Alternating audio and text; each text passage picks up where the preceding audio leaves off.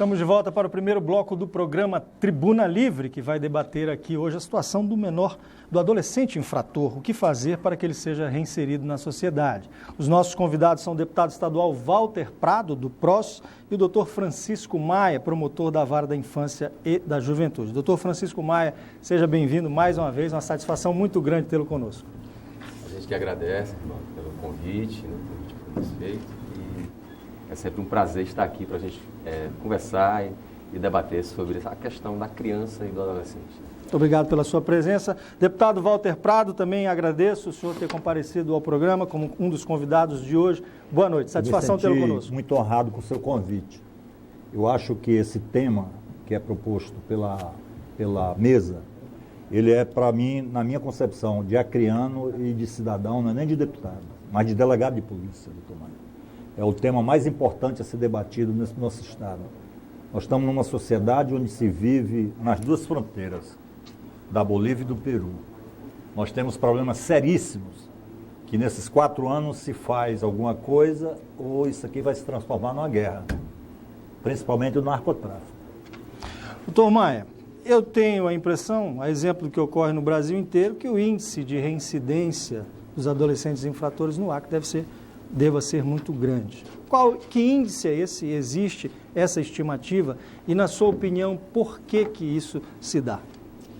Então, assim, eu não estaria para ti aqui um número preciso, né, disso.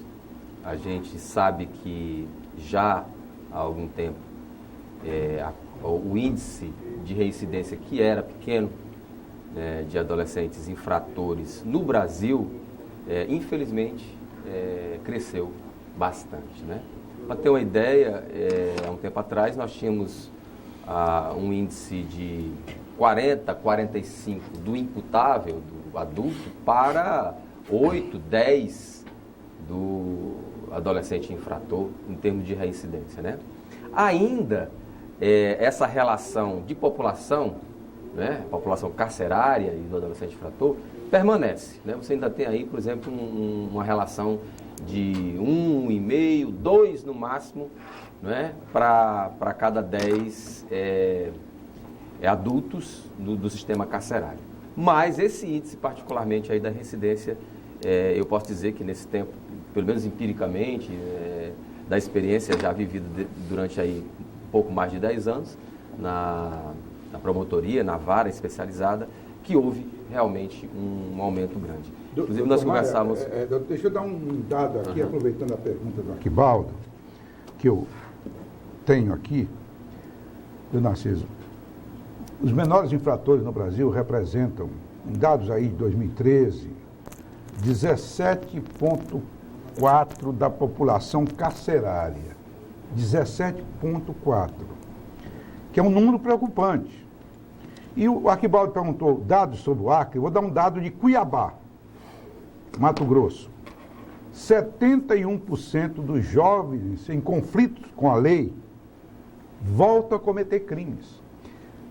Porque o processo de ressocialização não só é inadequado e algumas vezes inexistente. Por exemplo, nós temos no Brasil 15 estados, e aí incluído o Acre, com superlotação da população carcerária. Como fazer para resolver isso? É verdade. Antes de responder essa pergunta, doutor Maia, é impróprio tratar o menor como fazendo parte da população carcerária ou essa denominação? A gente nunca fez assim essa alusão, né? A gente sempre fala mesmo... Infrator. Adolescente infrator, né? Não, mas eu acho que genericamente não tem como a gente não falar. Fazia diferença, né? Embora, por exemplo... E aí, quando você passa então a refletir sobre essas condições, a gente vai ver que não é, por exemplo, o alojamento, como a gente gostaria de denominar, mas é um cárcere propriamente dito mesmo. E um cárcere, muitas vezes, ainda no Brasil, com aquela mesma representação do final do século XIX, por aí assim, né? Quase uma masmorra. Sistema medieval. Medieval. Proceder mais ainda. Né? Eu penso o seguinte, a experiência que eu tive de 20 anos de exercício de delegacia, o problema é exatamente esse. Um Estado que se pretende ser republicano, que não consegue tratar 450 meninos, adolescentes, num lugar próprio, aí você, quando ele completa 18 anos, normalmente ele vai para a penitenciária. Aí lá ele entra na escola. Eu já vi casos que a pessoa, quando estava aqui na rua, se tivesse tido uma possibilidade de vida, principalmente, como você falou, num alojamento digno, com assistência, com educação, ele furtava. Quando ele completou 18 anos, com 2 anos depois, ele estava matando para roubar R$5. Então essa que é a história. Precisa que o adolescente e a criança infratora, ela passe a ser prioridade, porque eu não acredito que o estado da pior condição econômica não possa ter um ambiente para recuperar essas crianças. Então o que acontece é isso, transforma o próprio local onde eles vão ser recolhidos. Quando o infrator, ele já traduz nessa questão tão grave que ele sai dali como uma escola da criminalidade. Doutor Essa Maia, aqui é que tem a verdade da... Uma das razões alegadas para que os adolescentes acabem se tornando infratores é a miséria, é a pobreza. Eu tenho ouvido em todas as entrevistas que faço com as pessoas ligadas a essa área, essa é uma das razões apontadas e, quiçá, a mais importante, a mais relevante delas.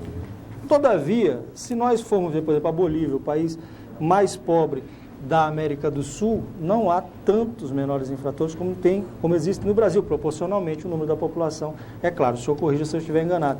Então, isso não é uma prova de que a questão social por si só não explica, ou quem tenta explicar através dela está sofismando em cima da realidade? Não, com certeza. Não dá para você trazer aí como premissa e como regra, né, essa assertiva que você colocou aí.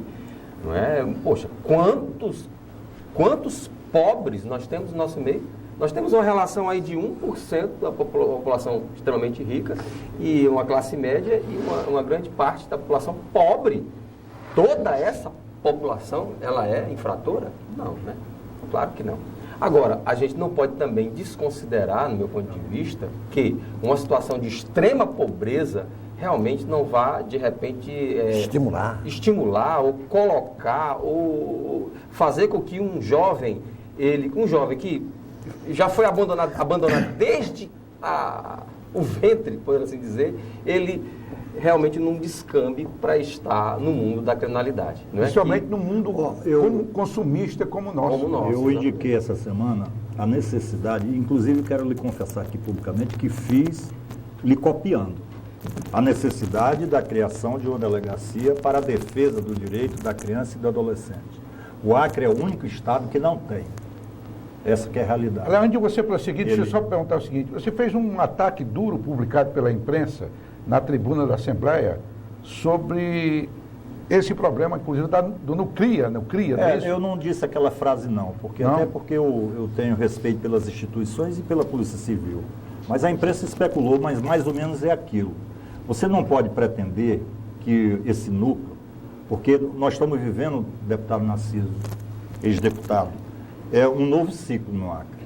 É o ciclo das rodovias. Eu aqui me penitencio, você liga o botão de um carro aqui, você chega a Brasileia sem um buraco. E você vai chegar a Cruzeiro do Sul também dessa forma. Então há necessidade de se criar uma delegacia, por quê? Porque delegacia tem a circunscrição. Um núcleo, ele não tem nem a legalidade jurídica para estar fazendo apuração, investigando, fazendo isso. Por quê? Porque o delegado é uma pessoa muito boa, uma pessoa competentíssima, o delegado Monteiro, mas ele não tem estrutura. Eu compreendi a resposta dele em dizer que a imprensa exagerou, mas você não pode prever no crime o horário que ele vai acontecer. Se você não tem a delegacia com a estrutura 24 horas, vamos dizer o seguinte, uma mãe pobre que o senhor conhece e um pai pobre, que o filho está sendo arrastado por narcotráfico, para quem ele se dirige? Ele não tem dinheiro para contratar advogado, mas o boqueiro está lá, assediando o filho dela. Para onde ela vai se queixar? Cadê a delegacia? Isso está acontecendo meia-noite. Ou a garotinha que está se prostituindo, para onde vai registrar à meia-noite, se não tem estrutura? E outra coisa, o Acre não é só Rio Branco. Nós temos 2 fronteiras. Nós precisamos dessa delegacia, deputado Osmir. Nós precisamos não só em Rio Branco, nós precisamos de várias delegacias de defesa do direito da criança e do adolescente, porque isso é imperativo de ordem legal. É o Estatuto da Criança que estabelece isso. E não tem no Acre. Tem um núcleo. Eu acredito que a indicação ela vai ser aprovada pelos deputados todos da Assembleia e acredito no bom senso do governador Tião para criar urgentemente com estrutura, porque só criar nominalmente não adianta. Tem que criar concurso público, treinamento, psicólogo. Nós estamos vendo em São Paulo já delegacias para a defesa das pessoas deficientes, inaugurada agora em junho. Quer dizer, delegacia, secularmente, é o local onde o povo procura. Ele procura para denunciar, ele procura para se defender, e eu acho que essa lacuna aí precisa ser... Doutor Maia, o que o senhor acha? Desculpa, pode você não falou nada até agora, faça a sua pergunta, Maia, depois eu faço a minha. Nos bastidores aqui, antes de entrar no ar, o senhor falava que... Será que o Acre, a sociedade acriana, não estaria à altura de responder à sociedade? Porque o grande mal do Brasil é que nós achamos que o Estado tem que resolver tudo. Lógico. Então, vai chegar um dia que o Estado não vai aguentar um peso para carregar tudo. O Estado tem que preparar a infraestrutura, mas a sociedade tem que... Aí o senhor disse que no máximo 400 crianças criam problema nesta área aí. Exato. Aí vem a pergunta. Antes de se falar em educação e em inserção social, não será necessário perguntar à sociedade, porque ela não se responsabiliza também por parte da socialização? Você não acha que está na hora de se perguntar? Com certeza. Porque se não cuida do menor abandonado, o meu filho, a minha esposa, ou eu mesmo, pode ser vítima de um menor desse que nas minhas maioria foi evoluindo no mundo do crime. Então é a sociedade não. Porque tudo bem, o deputado Walter Prado falou corretinho. Tem que ter delegacia para isso, tem que ter delegacia para aquilo.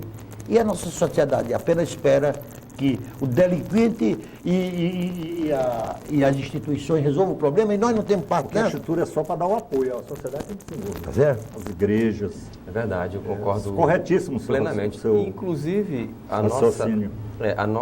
o nosso ordenamento, ele prevê isso. Quando ele fala, o último nessa linha de responsabilização, até porque tem o aporte todo da estrutura orçamentária, é o poder público. Não é? A lei ela vem dizer o seguinte, olha, a família, aí o Estatuto da Criança e do Adolescente vem trazer um locus menor, a comunidade, aí depois a sociedade e depois, por último, o poder público são responsáveis por todas as nossas crianças e adolescentes. Essa ordem é correta. Exato. Agora, isso, infelizmente, é que não foi ainda absorvido pela sociedade. Na minha opinião, promotor, o Estado tem que ser o indutor disso. Agora, para ele ser o indutor e ter a possibilidade da cobrança às instituições, elas precisam fazer sua parte. Qual seria a sua parte, no meu entendimento? Hoje nós temos as estradas prontas.